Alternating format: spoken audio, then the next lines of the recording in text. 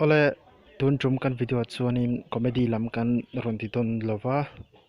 ma se video kan lok pui ngei na tur karan hmu don chewa khongai takin milo subscribe share like sak turin ngin takzet cheu ani he video a hian hmeichhia hi anupui ni in thluak lam harasatna neya dam lo mek ani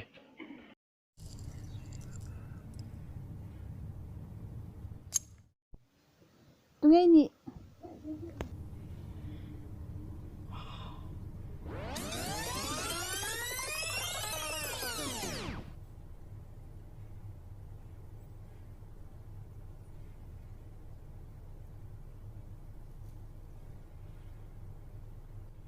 thut iphalem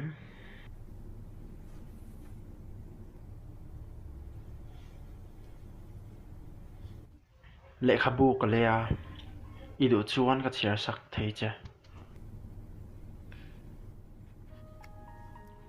mi pa pakhat awma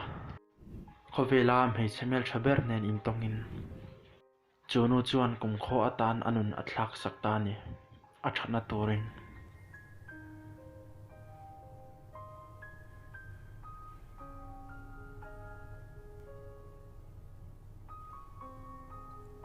Hi. infiam na kanea karola infiam iduem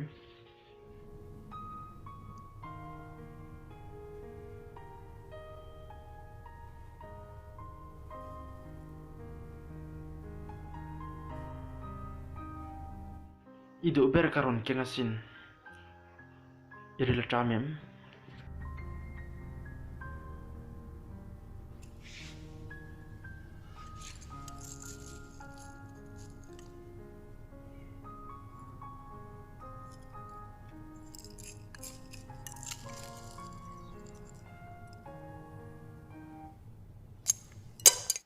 tungay ni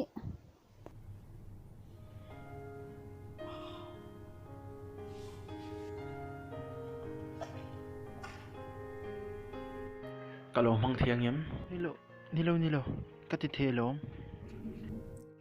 kalo me khongai takin ain thlasnom veo na ani ron biak itumti nitin kamu chea ma se tunge ini ashi lo chea ani himo kanu puelo thlok lam dam lo na neya tunge kani min sha thei to lo a sha thei to lo che ni chuan ngati ngei du thatsi nie tiro min sha to lo ani mai the ma se ka thei hil thei lo ani thei hil ka tumpon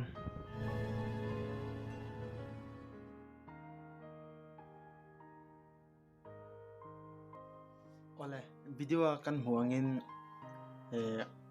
enge kan hmangaih te nu le pai mo ni lo pon nu pui fanau emo ani lo pon kan kopui te kan hmangaih te hi alu emema hei tuna kan video mu phei chuanin a mei che kha athlok lam harsana ne nia chu tiang bok chuanin ani ami pa chuanin beidona tummi alowa a hmangaih tlat sini chuwang chuanin video kan hmuang in hei enghar sana po tokin enghar sana po